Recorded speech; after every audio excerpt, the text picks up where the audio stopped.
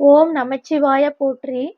அனைவருக்கும் வணக்கம். இன்னைக்கு நாம வரக்கூடிய சிவராத்திரி தினம் அன்று, அதாவது 26/2/2025 புதன்கிழமை அன்று சிவபெருமானுக்கே உரித்தான மகா சிவராத்திரி தினம் வர இருக்கு. இப்படி இந்த ஆண்டில் வரக்கூடிய சிவராத்திரி அப்படிங்கிறது 60 ஆண்டுகளுக்கு ஒருமுறை மட்டுமே வரக்கூடிய அதிக விசேஷமிக்க மகா சிவராத்திரியாக விளங்குவதால், இந்த 3 பொருள்களை கடைகளில் இருந்து வாங்கிட்டு வந்து வீட்டில் வச்சோம் அப்படின்னா, நம் வீட்டுக்கு அதிகப்படியான நன்மைகளும், செல்வ செழிப்புகளும் உண்டாகும் அப்படின்னு சொல்லப்படுது. அதனால நண்பர்களே, அந்த 3 பொருட்கள் என்னென்ன? எத் அ எதனால நாம் இந்த 3 பொருள்களையும் சிவராத்திரி தினத்தில் வாங்கிட்டு வரணும் அப்படிங்கிறத பற்றியும் தான் நாம இந்த பதிவின் மூலமா தெரிஞ்சுக்க போறோம். அதனால இந்த பதிவு ரொம்பவுமே பயனுள்ளதாக இருக்கும். ஸ்கிப் பண்ணாமல் கடைசி வரைக்கும் வீடியோவை முழுமையாக பாருங்கள். அது கூடவே உங்களுக்கு சிவபெருமானை ரொம்பவுமே பிடிக்கும் அப்படின்னா, கீழே கமெண்ட் பாக்ஸ்ல "ஓம் நமசிவாய போற்றி" அப்படின்னு சொல்லி கமெண்ட் பண்ணுங்க. அது கூடவே இந்த ஆண்டு எத்தனை பேர் மகா சிவராத்திரி தினத்தை கடைபிடிக்கிறீங்க அப்படிங்கிறதையும் கமெண்ட்ல சொல்லுங்க. நாங்களும் பார்த்து தெரிஞ்சுக்கிறோம். அப்படியே இந்த வீடியோ உங்களுக்கு பிடிச்சிருந்துச்சு அப்படின்னா, மறக்காமல் இந்த வீடியோவுக்கு லைக் போட்டுட்டு, அப்படியே உங்க நண்பர்கள் மற்றும் அன்பர்கள் போன்றோருக்கு ஷேர் பண்ணி விடுங்கள். அவர்களும் பார்த்து பயன்பெறட்டும். வாங்க இப்ப பதிவுக்குள்ள போகலாம். பொதுவாகவே நண்பர்களே, இந்த சிவராத்திரி அப்படிங்கிறது சிவனுக்கே உரிய ராத்திரி அப்படின்னு சொல்லப்படுது. அது மட்டும் இல்லாமல் சிவனின் மனைவியான பார்வதி தேவியின் உடைய சக்தியும் இந்த சிவராத்திரி தினம் அன்றுதான் இந்த பிரபஞ்சம் முழுவதும் தியானித்து இருக்கும் அப்படின்னும் சொல்லப்படுது. அதனால இந்த சிவராத்திரியின் இரவு அன்று நாம் அனைவரும் கண்களை விழித்திருந்து இறைவனையும் இறைவியையும் வழிபட்டோம் அப்படின்னா நமக்கு அதிகப்படியான நன்மையும் சிவன் பார்வதியின் அனுகிரகமும் கிடைக்குமாம்.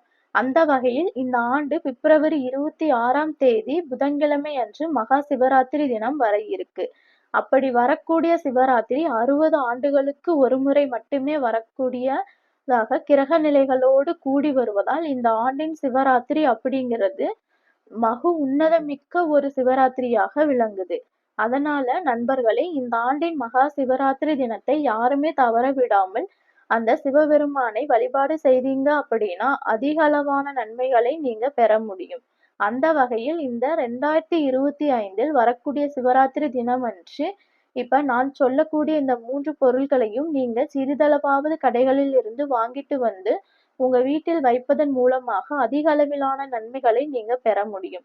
அதனால அந்த 3 பொருட்களும் என்னென்ன அப்படிங்கிறதை இப்ப நாம தெரிஞ்சுக்கலாம். நண்பர்களே, இதில் மிக முக்கியமான விடயம் என்னன்னா, சிவராத்திரி தினத்தில் காலை 6 மணி முதல் தொடங்கி இரவு 8 மணிக்கு முன்னையே இப்ப நான் சொல்லக்கூடிய இந்த 3 பொருட்களையும் நீங்கள் உங்க வீட்டுக்கு வாங்கிட்டு வந்துடணும். ஒருவேளை 8 மணிக்கு மேல தான் நீங்க இந்த பொருட்களை வாங்கிட்டு வரீங்கன்னா, உங்களுக்கு கிடைக்கக்கூடிய பலன்கள் சற்று குறைவாகவே இருக்கும்.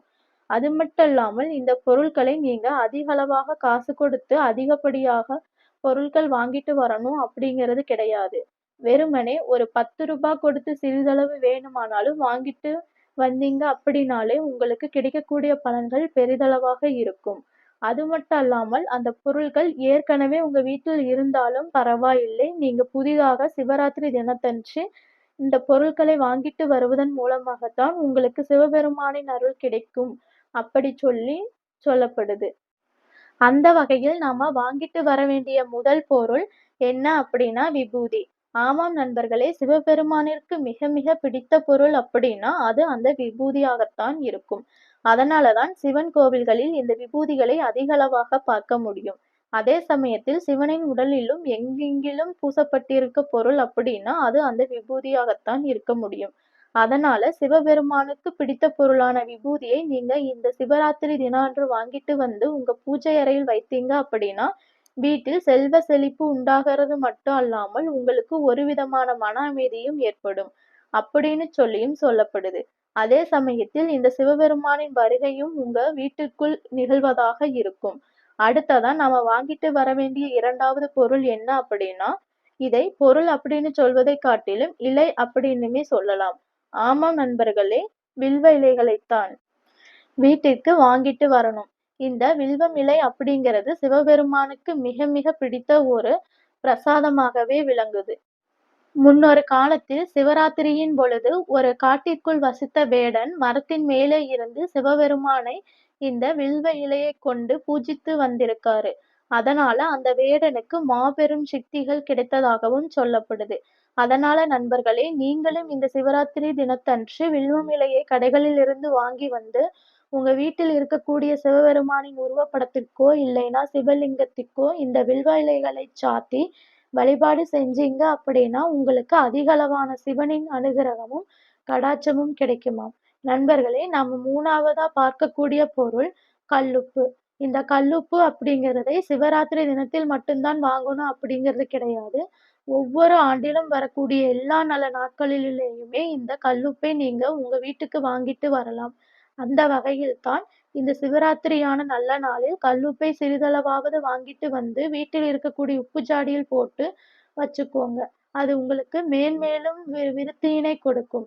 இது எதனால அப்படின்னா, இருக்கக்கூடிய ப பொருட்களிலேயே அதிகளவான இறையாற்றலையும், தெய்வீக அம்சத்தையும் கிரகிக்கக்கூடிய ஒரே பொருள் அப்படின்னா, அது இந்த கல்லுப்பு தான். அதனால சிவராத்திரி அன்று நீங்க இந்த கல்லுப்பை நீங்க வாங்கி வந்து உங்க வீட்டில் வச்சீங்க அப்படின்னா, அந்த சிவபெருமானின் இருப்பை இந்த கல்லுப்பு உங்களுக்கு காட்டிக் கொடுப்பதாகவும் சொல்லப்படுது. அது மட்டுமல்லாமல் இந்த சிவராத்திரி அன்று இந்த கல்லுப்பை நீங்க வாங்கிட்டு வருவதன் மூலமாக, உங்க வீட்டுக்கு அந்த மகாலட்சுமி தேவியே நேரடியாக வருவதாக சொல்லப்படுது. அதனால உங்களுக்கு இருக்கக்கூடிய பணப்பிரச்சனைகள் நீங்கி, உங்கள் வீட்டில் அதிக அளவிலான செல்வ வரவு உண்டாகும்.